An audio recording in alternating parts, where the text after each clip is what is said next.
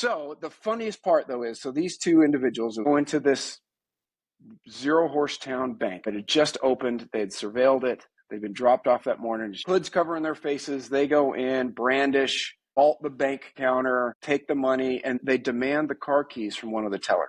They're getting in and out of this place in like a minute and a half. So the gal hands over the keys. Well, they run out into the parking lot, jumps in the car, stuffs the key in the ignition, and he turns it, and the car doesn't start. Brand new car. Car won't start. Right about that time, the die pack pops. They hear a loud pop in the backpack sitting between their legs. They freak out.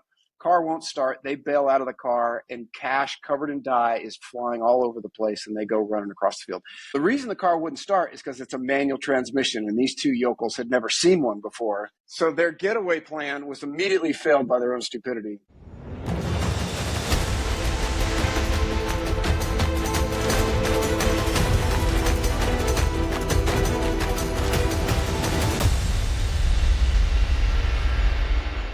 Hey, everybody. Welcome back to the next episode of Game of Crimes with Murph in the morning.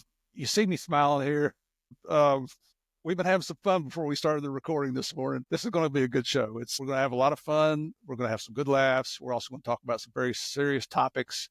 One that pisses me off, and I know it did him because it affected his career. Today's guest is a former U.S. Air Force veteran, 4+ years in the military, so thank you for your service to our country. Zach then joined the FBI for 16 years, got railroaded over some things, and that's the crux of our interview today.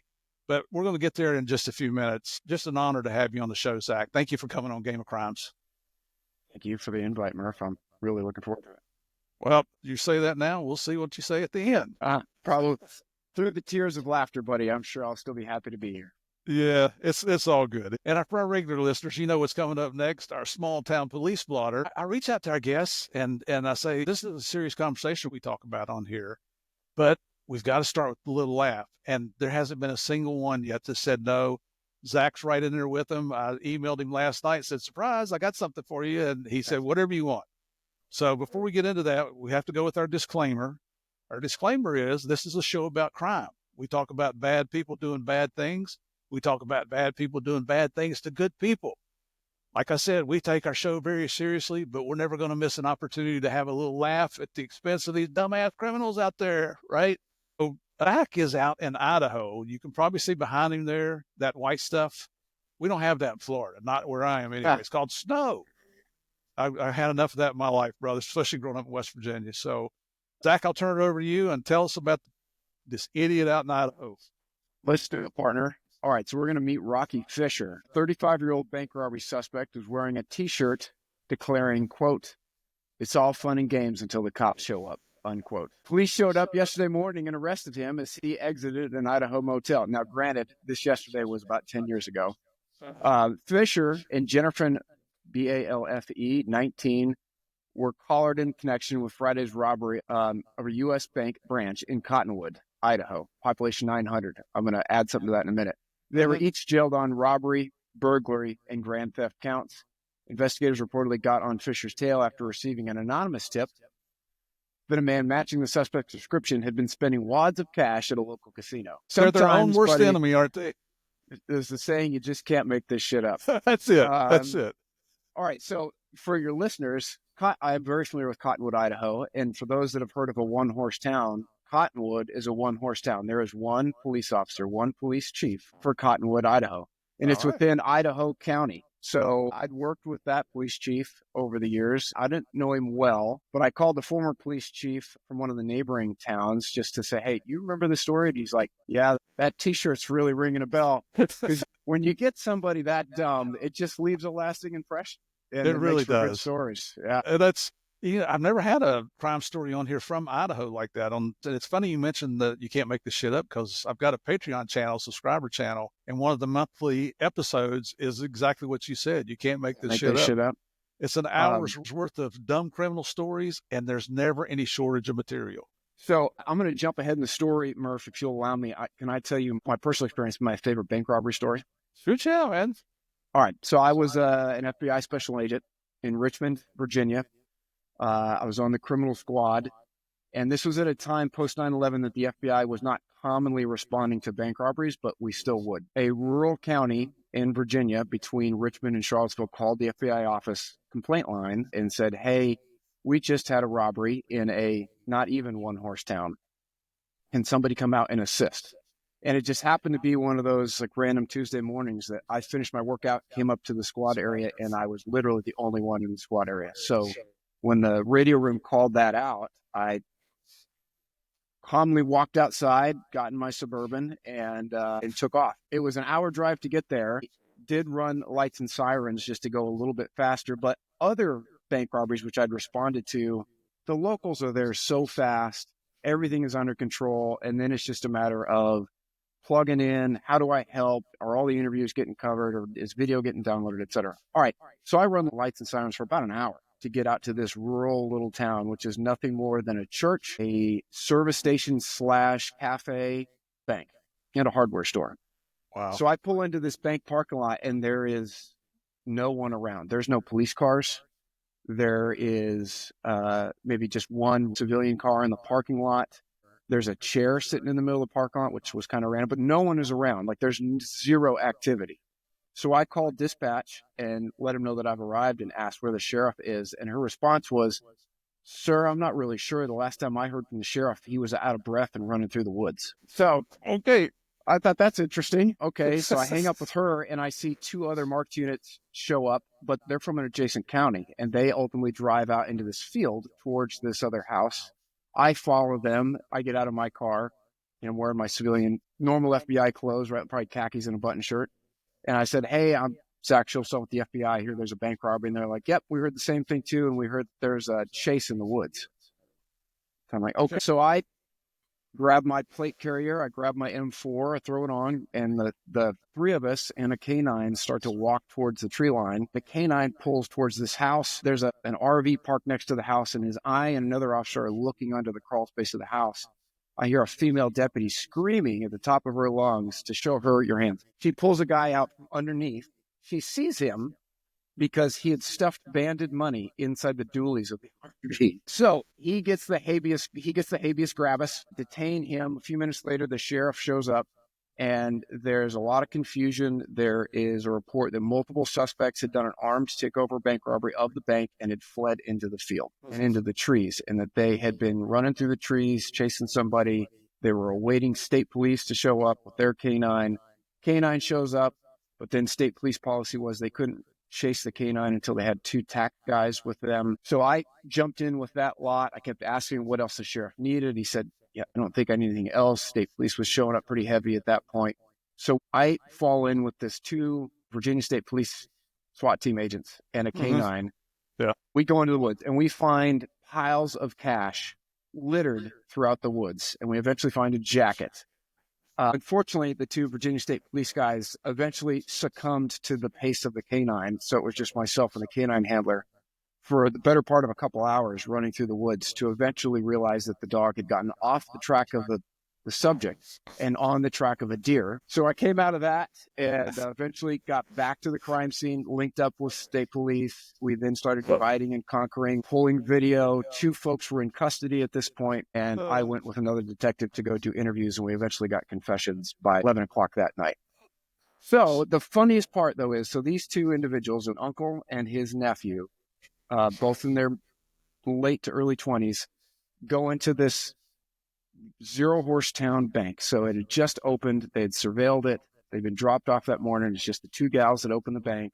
And it's hoods covering their faces. They go in, brandish, vault the bank counter, take the money, and then at the end, they demand the car keys from one of the tellers. So they're getting in and out of this place in like a minute and a half. So the gal hands over the keys to her almost new Ford Fusion, let's say. Well, they run out into the parking lot, and he jumps in the car, stuffs the key in the ignition, and he turns it, and the car doesn't start. Brand new car. Car won't start. Right about that time, the die pack pops. So they get they hear a loud pop in the backpack sitting between their legs. They freak out. Car won't start. They bail out of the car, and cash covered in dye is flying all over the place, and they go running across the field. Well, the reason the car wouldn't start is because it's a manual transmission, and these 2 yokels had never seen one before. So their getaway plan was immediately failed by their own stupidity. Well, they go running down the street, and I interview these guys later, but the good old boys in rural Virginia are sitting there having their breakfast and their morning coffee, and they watch these two gentlemen come running down the street with cash floating behind them as they're running along. And these two fellas look at them, and it's like, Roy, I think somebody just robbed the bank. All right, so these two fellas run out of the diner, yell at these two guys, who then turn and run out into the field. They jump into a fella's pickup and give chase. One of the two perps dives into the woods. The other one they catch up to. He told me in the interview he didn't have a firearm. Take of that what you will. But he had a broken antenna. So he said he took the broken antenna and laid it over his arm like it was a barrel.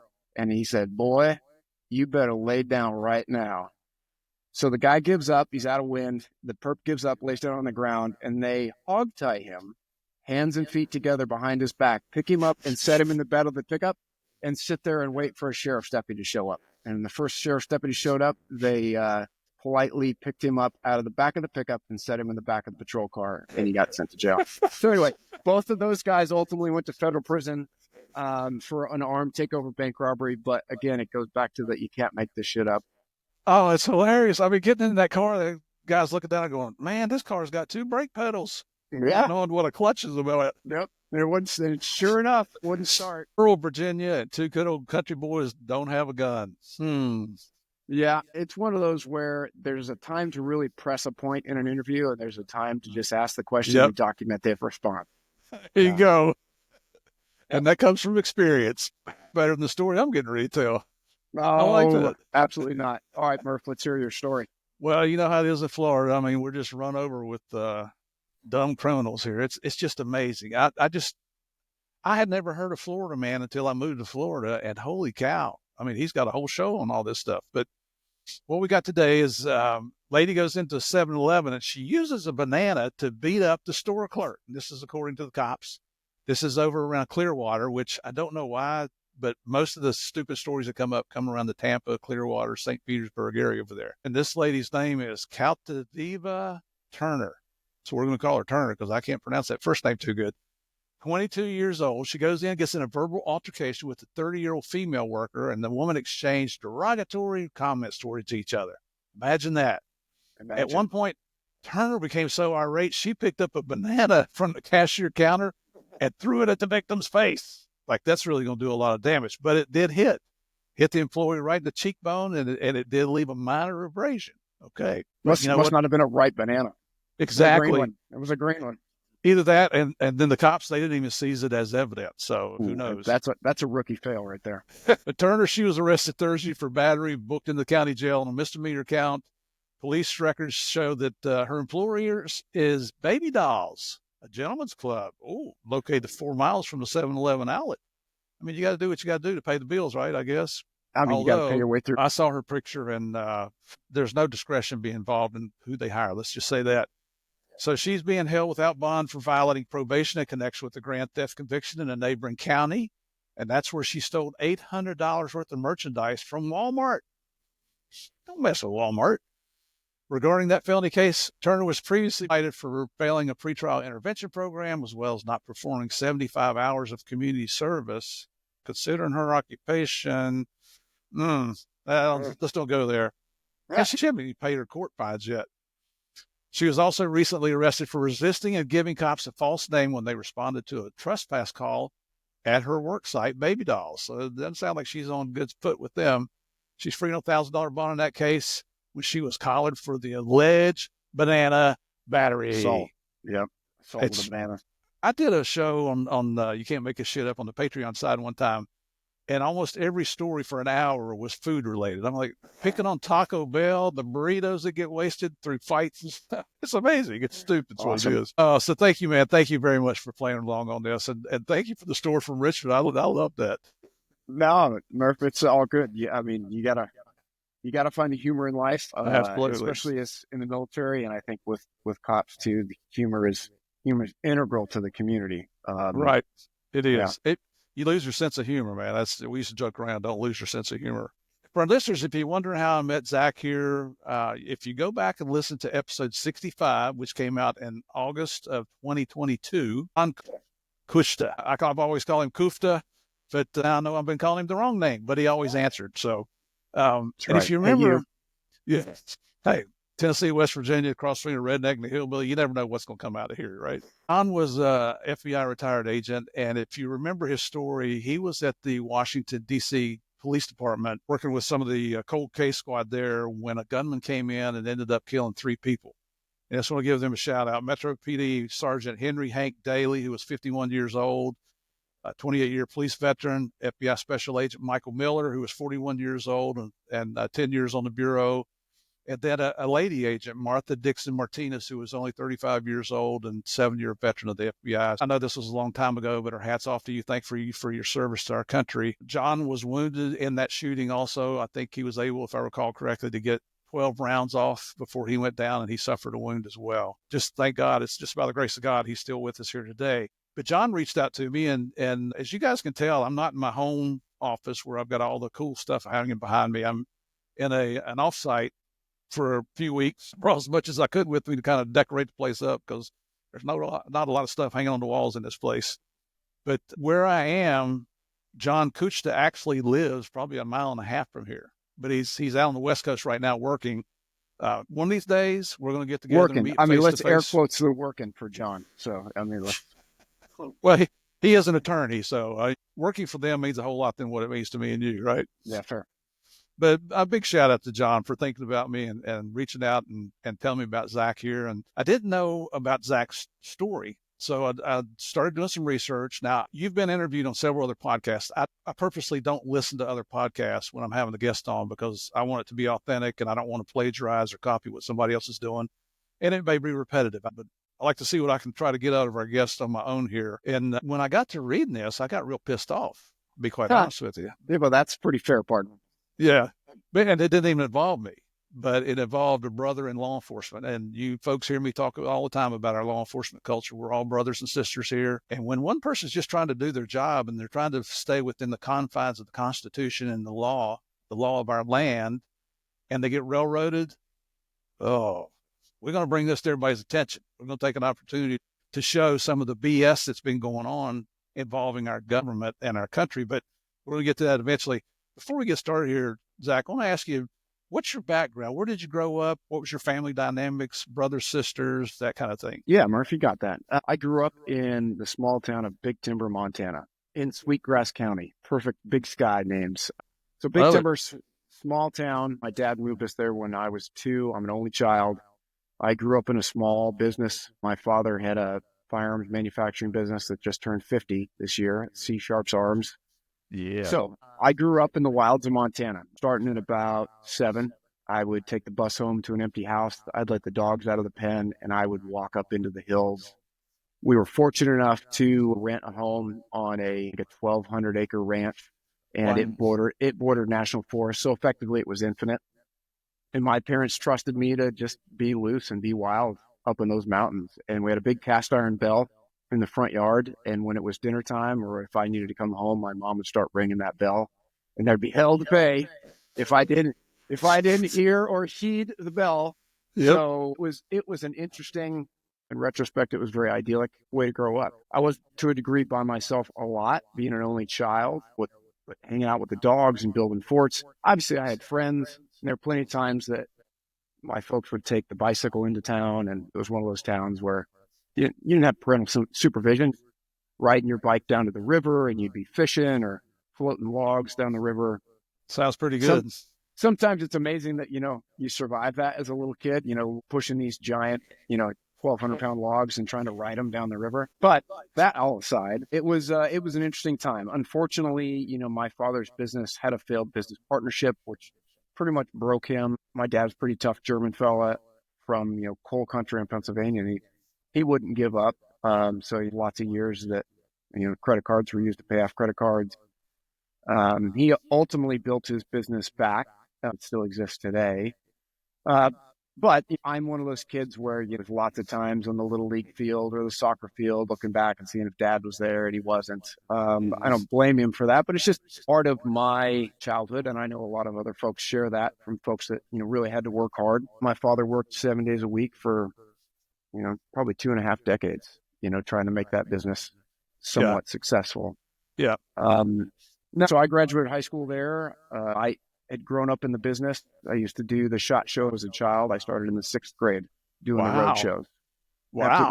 Would have to sneak into SHOT because you had to be 16 and I was, 11, 12, 13 years old trying to sneak my way in there to work. So again, it was unique, being expected to do adult things as a really young guy. I can remember answering the phones as, a 10-year-old and people calling me ma'am because I had a high-pitched little squeaky voice and how uncomfortable they would be when I'd have to correct them that I was a sir. Yeah. This is well before the pronoun game that we have to deal with today. Eventually, one of the best things my father ever did was kick me out of the family business, if you will, and I went to work concrete construction for a phenomenal man, Dennis Moose. He and his employees really taught me what hard work was. And again, I have found in my life, the harder the work, usually the more enjoyable it is if you're with the right people. And we would work sun up to sundown, pouring concrete, moving forms, running all over central Montana. I graduated high school, ultimately went to trade school first, trying to figure out what I was going to do in my life. I did tech school for an associate degrees in engineering and machine trades. And at the time, I thought I wanted to build race cars. 3 years, I had the 2 associate degrees, was kind of losing where I wanted to go, and took a year off, transferred my credits back to Montana State, and was pursuing a bachelor's degree in mechanical engineering. So I was suffering in silence through thermodynamics and strength of materials and differential equations, and just generally thinking that my life choices were poor. So this is like early 2001, pre 9/11. And I literally went home one day and took a notepad out and was like, what does Zach want to do with his life? And it was, I would like to be a race car driver. I don't know how to do that. And I have no money. 2, I think being an FBI agent would be really cool. And then the list kind of went down, CIA, DEA, on down the list from there. I called the FBI office, I think in Denver, and said, hey, what does it take to be an FBI agent? And they're like, bachelor's degree and 3 years work experience. I left that conversation, went and interviewed with Army and Air Force ROTC. I liked the Air Force program better. They gave me a scholarship. I signed a contract. I changed my degree to political science because I didn't want to be an engineer or a pilot. And then 9/11 happened. I stayed in that. And I commissioned in 2004 and went straight into the Air Force. Were you in ROTC in college? Yep. So I did my 3 years-ish at Montana State was in the Air Force ROTC program. Great time for me. I found a group of peers there that were smart, fit, motivated, wanted to grab life by the balls and have a lot of fun. A lot of them went on to be pilots, C-15 Strike Eagle pilots, F-22 Raptor pilots, and on down. I went into the intelligence track and spent much of my 3-ish years after the intelligence basic course deploying to the wars. I did 3 general GWAT deployments, around the Middle East and Southwest Asia. And then my last deployment was during the surge in 2007. I volunteered to fill an Army billet and went and spent 7 months running a counter IED program in northern Iraq. I had a blast. Were you in Erbil? I was all over the place. So I was in charge of a classified special access counter ID program that was somewhat offensive in nature. And it was a counter manpad program, offensive in nature. I had some Air Force and Army enlisted troops that monitored certain things for us. And they and I home based in Tikrit, which was the former Iraqi Air Force Academy. So I would then travel all over M&D North and back to Baghdad, where my headquarters was, generally on a whim. Anytime a new brigade combat team would come in, I would fly out, meet them, train them. I'd read them into the program. I would tell them what equipment was available to them. I would tell them what equipment was already in play in the battle space. I'd work with different ODAs, Operational Detachment Alpha, Special Forces teams, doing the same thing, briefing them on their battle space, what I knew about it, what equipment was out there, what equipment they could put in. And then when intelligence would be generated from that program, my enlisted troops would be coordinating with those brigade combat teams in real time as stuff would be in motion, and they would be coordinating for kinetic strikes. Yes. So I was generally just a traveling salesman and a facilitator, but I was an Air Force first lieutenant and assigned to a joint unit with an Army lieutenant colonel that I answered directly to in Baghdad, and was loosely assigned to the 2-star division commander. And as long as those two guys were tickled pink with what I did, I could pretty much get away with murder. And I had a blast, had some phenomenal folks. I really got to see for the first time in my life the difference between the really good people and the not so good people. Not that there were bad folks over there with the U.S. military, but you really got to see the difference and the impact that somebody that was really sharp and really squared away, and if the machine would get out of their way, boy, they could really make a difference. But they were the minority, and I just got to see a lot of mediocre folks that were just kind of cogs in the wheel and were minimally value added. Yeah. Well, I got one really important question for you. When you were making that list of potential occupations, did you really put CIA above DEA? I think I may have, Murph. Nothing personal here. Hey, I didn't know what I didn't know. And in hindsight, with all the fun that I had with DEA over the years and all my good friends I have there, in hindsight, and knowing how weird the agency guys are, I definitively would have had DEA above the agency. When I first heard about DEA, I didn't even know what it was. I'd never heard of it. And I'd already been a cop for a number of years by that time. Wow. Don't expect anything. Drunk every afternoon and don't even ask. They just can't compare with FB1. That was a running joke. The guys would give me a hard time when I was in the DEA group about, look, FB1 is in there, and I just owned it. I was like, yep, that's right. Don't expect anything. FB1 is here. You guys can pretend like you're working. That's right. Absolutely. Because if you show that weakness, this is going to get worse and worse. Great times. It's all done with love. It's a natured. I had my run-ins with FBI, but I had my run-ins with Customs back when they were still around. All the different agencies, we all have differences of opinion. But what it comes down to is that's typically at the higher levels. It was amazing the things that happened later in my career. I became a SAC, and just living in Washington, having to deal with the BS that goes on there and the different agencies and people not wanting to cooperate. But the worker bees, we typically get along. And that makes it a lot of fun. There's definitely some jerks out there and some zeros out there, but folks just want to get the job done and have some fun along the way. A few cold drinks and a lot of war stories. That's right. That's right. Now, somewhere along the line there, you got married, right? Was that during this time or was that later? Well, my practice wife, I got married to while I was in the Air Force. We all have one of those. So my practice wife was in the Air Force, and then that practice session ended soon after I joined the FBI. Yes, I got married when I was in Richmond, Virginia. My wife was in law school. We dated for a number of years. We just had our 10-year anniversary a few months. Very good. And I think you've got some kids that came out of that. We won't ask you too much about your kids, but how many are there? Yeah, no, I'm very fortunate. I've got 2 great kids. My daughter is about to turn 7. My son is 4. And that's a big part of why I'm not in Virginia. I moved to Idaho is much of my childhood and much of my personality was formed by being in the mountains. And I wanted to give my kids as much of that as I could. So every weekend, I have my little kids up on the ski hill, teaching them to ski. My daughter can rip down the mountain. My son's figuring it out. He's definitely kind of that kid out in left field picking dandelions. So trying to get that guy to focus. Hey, bud, pizza and French fries. Pizza and French fries. He's only 4 years old. Give him a break now. That brings back good memories. We got 4 kids. I can remember our oldest daughter trying to teach her how to play t-ball. And she's on a team, and they got her on the outfield, which the outfield for them was the infield track. And somebody hit the ball to her, and she'd be doing her thing playing in the dirt, and the ball would roll right to her. She'd look at it, go right back to playing in the dirt. Yeah. But that's what makes it fun. Have you seen the show Yellowstone? I've seen, short clips of it on YouTube. I've seen a couple of episodes here and there. I haven't seen the whole thing. I'm certainly familiar with it. I watched the quote unquote prequel movie with Harrison Ford. Yeah. That was pretty good. But yeah, I am familiar with Yellowstone. I've been, in that part of the country, and I've been past where that ranch is. I shot a buffalo not too far from where that ranch is back in the day. With the sharps? Of course, with a sharp. Right? And if we have time at the end, I want to talk about a little bit about that. We're talking about a 50 caliber rifle, right? That was a 45 110 that I shot the buffalo with. So sharps historically were 40s, 44s, 45s, and 50s. With the rifles that we build, there's a bit more breadth to that.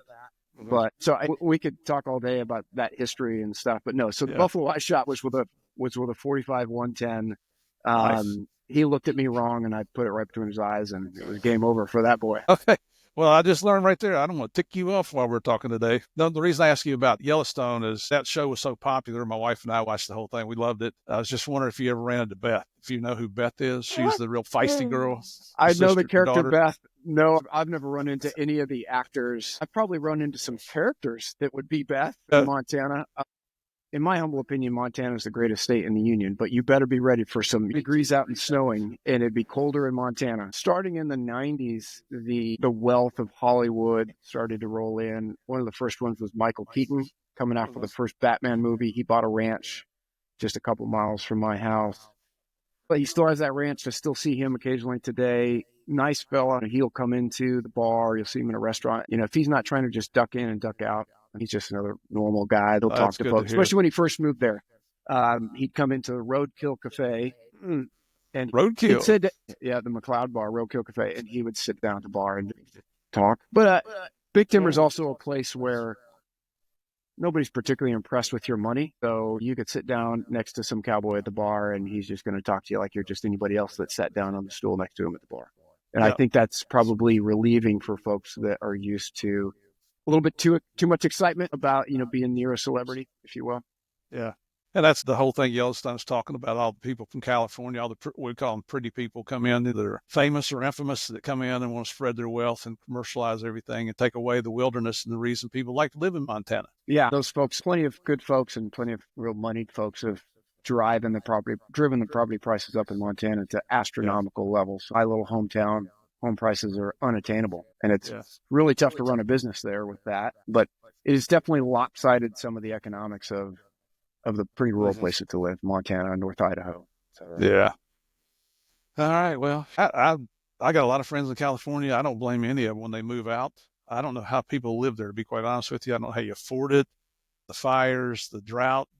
The nice weather is in the ritzy parts that nobody can afford to live in anymore. So the people that grew up there have to live farther east towards the desert just to afford to live there. It's amazing. God bless them.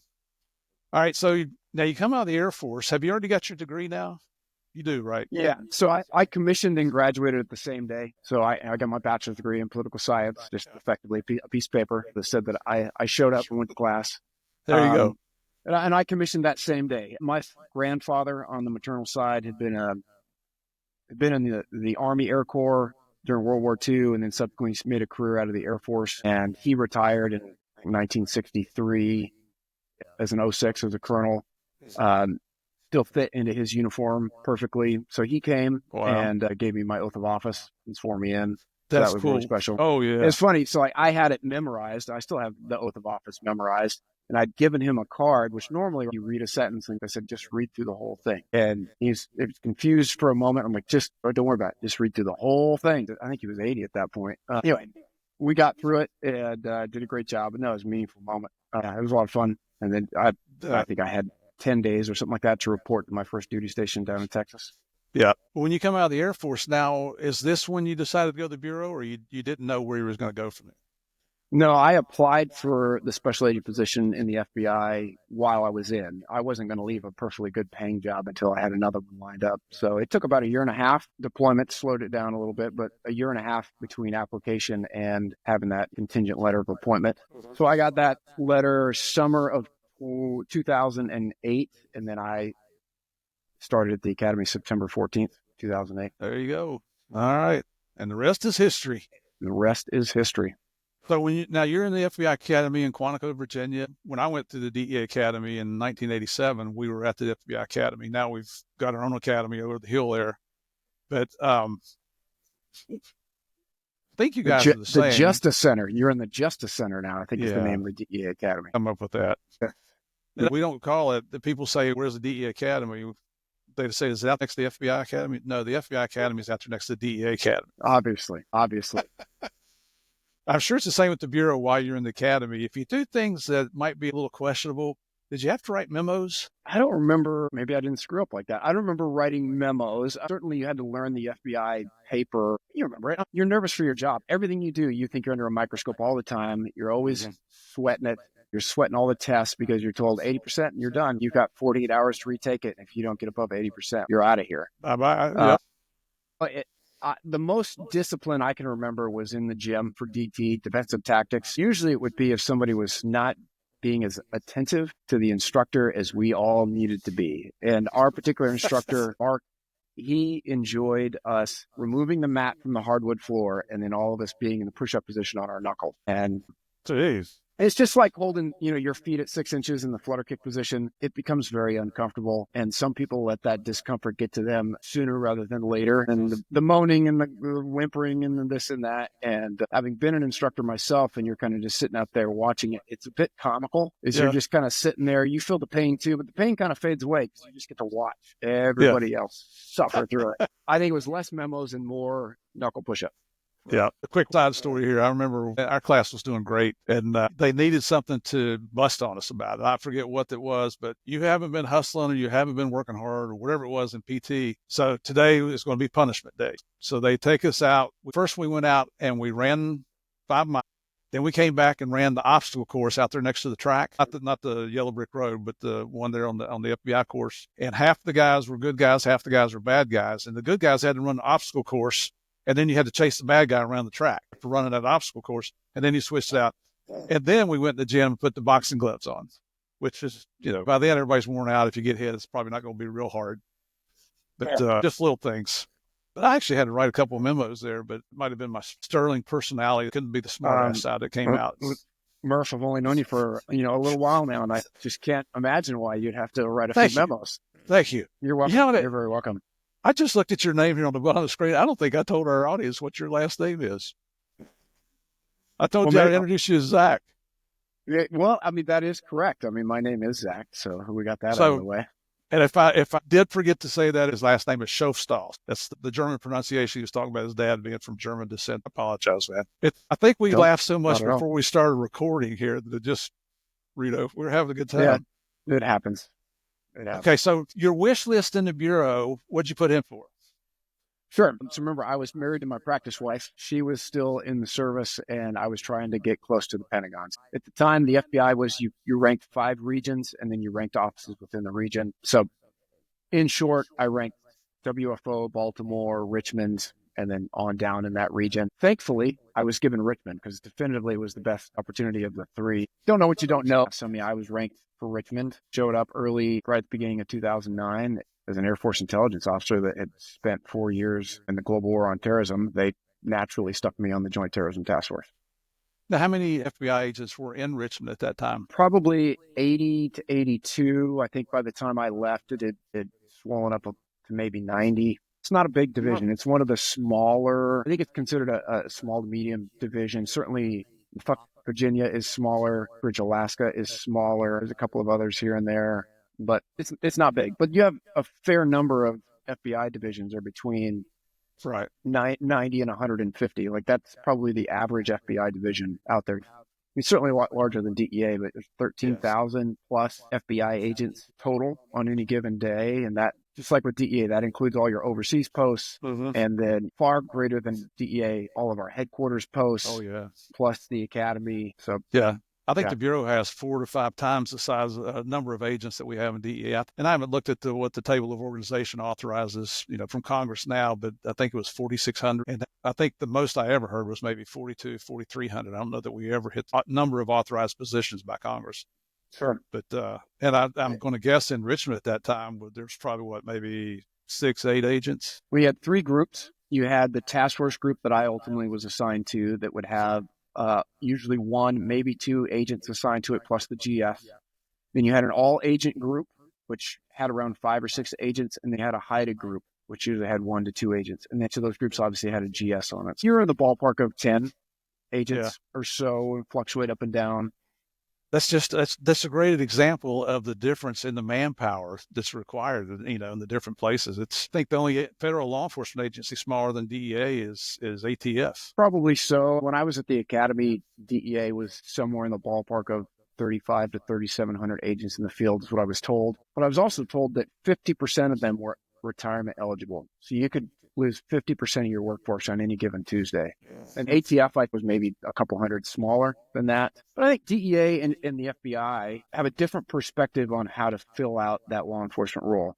The FBI would be about 1 TFO task force officer for every 9 or 10 FBI agents, where I found it was the reverse for DEA, right? You have one DEA agent and 9 or 10 TFOs. You saw that in the Richmond division. You had a task force group with effectively a GS and 1 agent on it, and 6 or 7 or 8 task force officers. And then you had a HIDA group that was the same thing. It was, 1 or 2 DEA agents with GS, and then 6 or 7 or 8, or usually a little bit more, right? Because you have all that HIDA funding as its own stream that would allow them to fill their ranks. Yeah, it's very different the way the agencies approach how they work with their counterparts. And I mean, quite honestly, if it wasn't for the state and local, CEA would be able to operate most offices. We had LA, New York, Houston, Miami, Chicago. You got enough agents there that you could actually do the job unilaterally. But when I came out of South America, I got stationed in Greensboro, North Carolina. We had 5 agents, no task force, working 26 counties in middle North Carolina. You had to rely on your state and local partners. You know how it is. Everybody calls us feds. Well, I was a local officer, and I didn't think too highly of the feds either. But when that was one of the things that really helped going out to the field to meet these officers is once they found out you were in uniform first, or even military, that broke down a lot of barriers. It does. And cops figure out pretty quick whether or not you're a hero or a zero. It doesn't take too many words out of your mouth before they start getting a sense of who you really are, and whether you're there to just take something from them or whether you're just willing to jump in this boat and start rowing. Yep. They call you at 2:00 in the morning. You better be ready to roll out. They won't call you anymore. Yep. And if you're one of those agents that doesn't answer at 2:00 in the morning, that reputation goes to the community real fast. Yep. So how long were you in Richmond, and we already told us about the bank robbery you went out on, but what were your general crimes there? So Richmond, I was 8+ years in Richmond before I went back to the academy as an instructor. I did just a couple of years in the Joint Terrorism Task Force, focused on international terrorism. I was fortunate enough to move down to the criminal squad, which at the time we had 2 criminal squads. You had white collar crime, and you had gangs and violent crimes. We had a Safe Street gang unit. So the Bureau's focus would be, at that point in time, was criminal street gangs, which for Richmond were the national ones would be Bloods and Crips, different varieties therein. Bloods were much heavier presence in Richmond, but the real heavy presence in Richmond, going all the way back to the 90s when it was the murder capital, were the local street gang. Yeah. But the Bureau being the Bureau and constantly trying to do one size fits all, it was, well, we don't care about these local gangs. You need to go after the Bloods, and you go after the big gangs. And I'm like, all right, but yeah, that's fine. But you realize that just the Mosby crew is the one killing people out here. It isn't necessarily the G-Shine Bloods. So there's always that to navigate within a given field office, and the Bureau, to its detriment, is very headquarters driven, very headquarters centric, and it's just gotten worse over time. So I was always trying to find the criminal street gangs, being assigned to a Safe Streets Gang Task Force. But what does a criminal street gang do primarily? Violence and drugs. And drugs. So that quickly led me to become friends with one of my best friends now, Jason. Jason had just come down from the academy with DEA and was assigned to the task force group. Jason had, at that point, was probably 15 years in DEA. He'd been in Chicago. He'd been in Hawaii. He'd gone back as a defensive tactics instructor for DEA at the academy. And then he'd come down again, still all in the 13 position. So he and I started working a drug case on his side and a gang case on my side. It was a spinoff from a FBI St. Louis Title III case where they were seizing bricks of cocaine. Supposedly, this Richmond target would bring 4 to 5 keys from St. Louis back to Richmond. He was just a wire intercept. And when they sent us the lead to identify after the wire was down, they gave us the option to spin up on him because he wasn't going to be one of their first line indictments. Anyway, so we spun up on him, and then Jason and I, quickly became friends. And then his group GS, Dave Two Bears Conter, asked if I would join. Hey, if you've killed, I love Dave to death, and he's a phenomenal guy, but if you've killed one bear, he's killed 2. So Dave and Jason asked if I would join the task force. I said yes. My office agreed as long as I could generally split my time. So I did. And for the rest of my time, for the next 5-6 years in Richmond, I split my time between the DEA office and the FBI office. Initially, I had Firebird access, but as they were changing their logins and stuff, I had to have a separate login process than all the other TFOs. So I eventually gave up on that, and I would just write throughs, and one of the agents or TFOs would just put it in their case. They would write a 6 and give it to me. I'd put it in my case.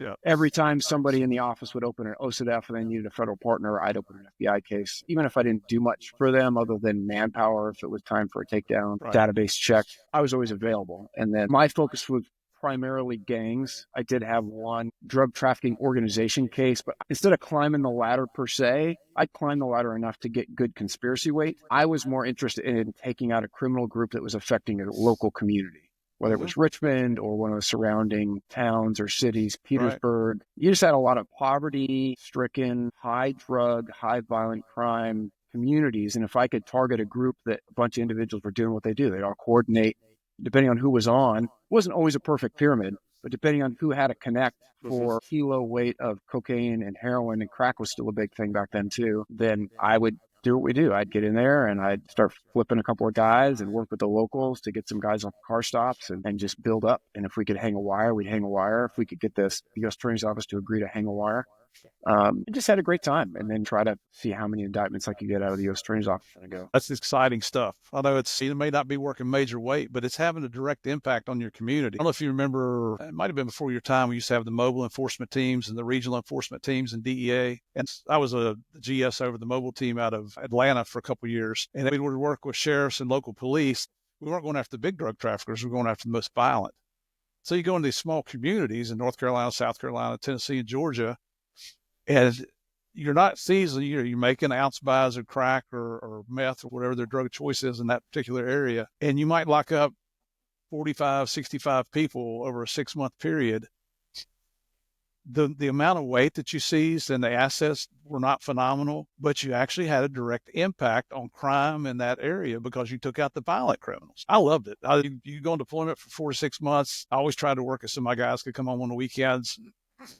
Had a blast. And you know how it is, man. You work with people side by side every day. You've got lifelong friends in law enforcement. So it was a lot of fun.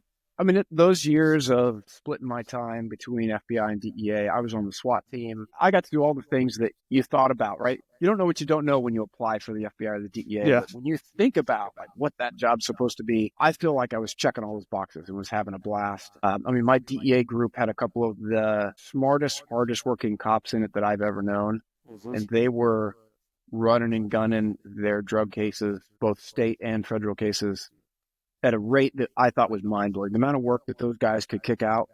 Some of them had unbelievable OCD. It'd be like 2 computers in front of them. I swear they could be like 2 different 6s at the same time. They would be full of grammatical errors, but they'd be true to fact. We were doing multiple warrants a week between search warrants and arrest warrants with DEA, and then my FBI stuff would be on top of that. And that's in addition to almost daily surveillances and drug buys. It was a lot of fun. I was very fortunate. You don't always get a perfect mix of personalities in a squad or in a group. Right. We nailed it in that particular instance where we all got along great. We all had a lot of fun. There was a lot of shit talking going around, and everybody took it well. Everybody just did back out. No, I wouldn't trade those experiences for anything. Yeah. They were the best. And all of us that have gone on to do different things all generally stay in touch. And I think we all kind of have that same perspective of all of us that were lucky enough to be in that group at that particular time. Just that was as sweet as it got between doing a ton of work. Coke was flowing heavy. Heroin was flowing heavy. We had great personalities. Folks wanted to work. And we had an interesting mix. So you'd have guys, TFOs that would get a lead from their department. They'd start running and gunning on that case, not knowing if they'd get enough weight to get a conspiracy to go fed. So that would be rolling really fast. Well, at the same time, you had an agent or TFO on the group that was running long-term wires. We had, they had BlackBerry Messenger wires going that I think they had 26 wires in that case. And the best part was it was all text message and it was all in some version of Spanish. So that meant that when you sat in the wire, you weren't listening to it. You were overseeing the contractors. And if they had a take that they had a question on, they'd translate it for you and you'd talk about what it was. You had a lot of GPSs downrange. And then there was some coordination, when it would inevitably touch some Central American and South American politics. So to have that mixture of different types of cases, the running and gunning, the super fast hits every week, to also kind of see in the long-term international indictment type cases was fun. Yeah, just to clarify a couple of things for our listeners. 3 is a wiretap case. Made reference to working as a 13. That's a GS-13, which is a journeyman level for DEA and the FBI. That means you're a senior special agent, ready for your first promotion. There's a couple other things you mentioned. I use the term hanging a wire. That's going up on a top. Yeah, going up on a wire. I'll think of the others as we go along here. 3 minutes ago, I could remember them. Right now, I can't. So it's one of those things. But did you say that you were an instructor at the FBI Academy for a while? So after my time in Richmond, one of my first supervisors became the assistant director at the FBI Academy, asked if I'd come back and compete for a position. I did, which I don't know how it is with DEA, but it's not a big career progression step in the Bureau, which was fine for me. I never was on a track of trying to become the next special agent in charge. So I competed for a GS-14 position because unlike DEA, all of our instructor positions are GS-14. Or it's because it's FB1. Always got to be number one. DEA, where DEA instructors would teach both tactics and defensive tactics, the Bureau had two different units. So you had the unit in the gym that taught defensive tactics, handcuffing, fighting, and then you had the unit in Hogan's Alley, right, our little fake city that DEA would also use. Oh, yeah. Originally, it was Practical Applications Unit. When I was there, they changed the name to Tactical Training Unit. I believe now it's back to Practical Applications Unit. The instruction didn't change, but you're teaching folks how to do basic law enforcement tactics. Right. How to clear a house, left, right, center type of deal. How to survive. And also how to apply their classroom instruction to the street. So you have all those paid role players that DEA would use as well. And it was a lot of fun where you would have a scenario where they'd have an arrest warrant for a subject that was known to be staying at someone's house, right? Well, you know that if it's not their house, your arrest warrant doesn't give you the authority to go into a third-party structure. Right. Unless you can kind of work at it. And I remember I'd give them lectures on how do you establish that this is their residence, so that if you've got probable cause that they're in their residence, that you can make entry and go put the habeas corpus on them. But just standing there on the street, I would have coached the role players on what I was looking for. And I could give the role players hand signals from behind the students as they're engaging. It's as close to real life as you can get it, where somebody's having to think on their feet and talk. Or I used to always say, don't be weird. Don't be that weirdo that's like standing there fidgeting and you're so nervous and you're worried that anybody's going to jump out and shoot you at any given point. Yeah. The role player goes right. The role player breaks wind, and then you'd see these students clear leather. So stuff like that. I mean, it was a lot of fun, but it's rewarding too, because you inevitably see progression in the vast majority of students where like the light bulbs would go on, they would get it. They were quickly, in real world terms, applying what they were talking about in a classroom with their legal instructor. Some attorney was teaching them. Now I'd be able to say, well, this is how that works, sir or ma'am. You know, when you get in that house, you got to work for it. And the core skill of an FBI agent, I'll ask you if you think it's the same for a DEA agent. You've got to be able to talk to people, elicit information, and document it. If you can't do those three things, you're worthless. Absolutely. And that was one of the biggest complaints from the guys coming over to the task force as TFOs, task force officers, is the paperwork that went along with it, because it is monumental. But you know what I used to teach them is when we go to court, the defense attorney, the first time they meet you, especially when we're on the mobile enforcement team, the first time they meet you is on paper. And if you've got your paperwork done, it's in chronological order, everything's pretty much spelled correctly, or you're using actual punctuation, you know, it all makes sense. They're thinking, wow, this guy's got his stuff together. He's not some flat-foot cop. The paperwork sucked. I thought of the two things that I mentioned, I forgot a while ago, is one, you mentioned DEA 6 and the FBI 302. Those are just report form numbers that we have in our agency. So when you refer to a 6 or a 302, that's what that's all about. And you learn those extensively because they just never go away. So from Quantico, what's your next step? So you go into the academy. Director Comey had come in and instituted a 5 years maximum time at the academy, where when I came through as a student, guys would come to the academy and get on that gravy train of GS-14s and not having to go out on surveillance at night, answer the phone. They'd stay there forever. So Comey threw those guys out and said, all right, you've got to have applicable field experience and you can come in and you can stay for 5 years. But you get stale really fast. And it's remarkable how stale you get and how fast you get there, even when you're teaching the job. So I kind of set an arbitrary timeline of 2 years. My daughter was born a few months after I arrived at the academy. And I had always, my real wife, not my practice wife, I had told early on that this train was going west. This wagon's going back to the mountains. She concurred. So it was just, how do you get there? My father had a heart attack in 2016. I'd gone back for a hardship TDY to help get him through that surgery. I had met the SSRA, so that's Supervisory Senior Resident Agent. So for you guys, that would be maybe the RAC, Resident Agent in Charge of a resident agency, which is just a satellite office away from the main division. So that gentleman, my buddy Travis, was in Billings, Montana, and he and I got to be quick friends. And he then started putting the screws to me that I needed to come out and be his replacement because he was going to time out on that desk. So Billings, Montana, as much as it is in the greatest state in the union, ain't my favorite place in Montana. However, It was closer to the mountains than Virginia. So I tentatively agreed, but it didn't work out. Ultimately, the job posted before I was in my window of eligibility at the academy. I was severely chastised by the special agent in charge of Richmond Division at the time for not telling him that I was looking at desks. And while I was in his office, he picked up the phone and called the SAC, because the Bureau can't call it a SAC. That's too derogatory. Yeah. So he called the special agent in charge for Salt Lake Division, said, hey, I've got this agent. He's looking for jobs. I hear he missed billings. So anyway, the word got out that I was looking at jobs. That was a avenue for me to get out west. There was potentially other avenues. Coeur d'Alene, Idaho, SSR Reagan, supervisory senior resident agent came open. I competed for that and was selected for it. And we went wagons west in April of 2019. Excellent. So, Zach, we've been going actually a little bit over an hour here. So I'm going to call it into today's interview. We're going to bring you back tomorrow and get into what all happened out in Idaho. And this is the part that ticks me off for everybody. So you absolutely want to come back, because here you've got a man who's done his time in the military. He served his country, and then he goes on to continue to serve his country in the FBI, and he gets the Royal Shaft while he's in Idaho. So come back and join us tomorrow. For all of you, thank you again for joining me every week on the show. You know I bring the best studs and studettes that you can find anywhere, whether they're law enforcement, military, or first responders, and it's going to continue to go like that. And Zach is a fantastic addition to that distinguished group of individuals we've already had on here. So now that I've stroked him, he'll probably have to send me a check or something. But Zach, look forward to talking to you tomorrow, brother. Thank you for everything you've told us so far. And for all our listeners, until tomorrow, be safe out there. See you then.